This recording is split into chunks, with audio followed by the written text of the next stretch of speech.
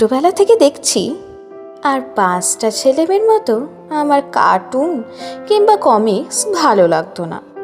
আমার ভালো লাগতো জানতে চাইতাম কি করে সৃষ্টির আদিকালে জলরাশির মধ্যে বিরাজমান এককোষী একটা প্রাণ আজ পৃথিবীর শ্রেষ্ঠ জাতিতে পরিণত হলো।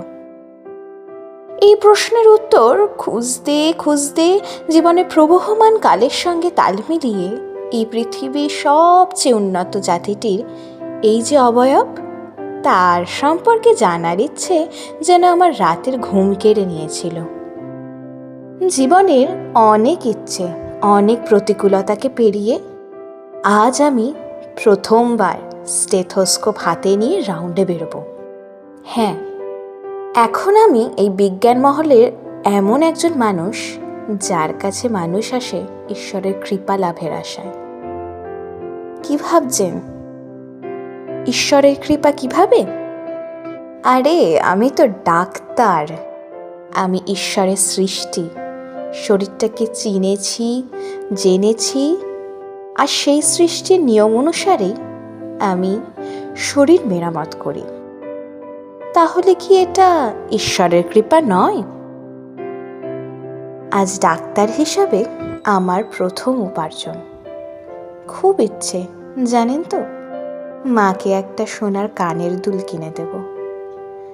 মা আমাকে ডাক্তারি পড়ানোর জন্য নিজের এক জোড়া কানের দুল বন্ধক রেখেছিলেন, কিন্তু তা আর ফেরত পাইনি।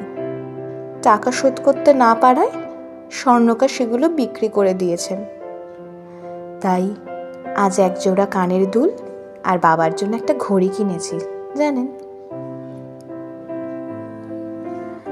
হঠাৎ মায়ের কান্নায় আমার ঘোর কেটে গেল।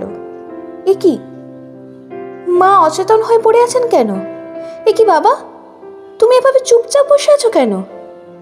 কি হলো বাবা? কি হয়েছে মায়ের? কেউ আমার কথা শুনছো না কেন?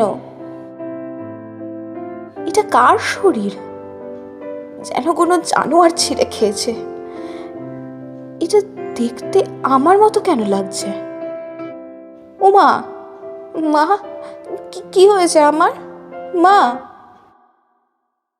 সব নিস্তব্ধ। আমার ধর্ষণ হয়েছে।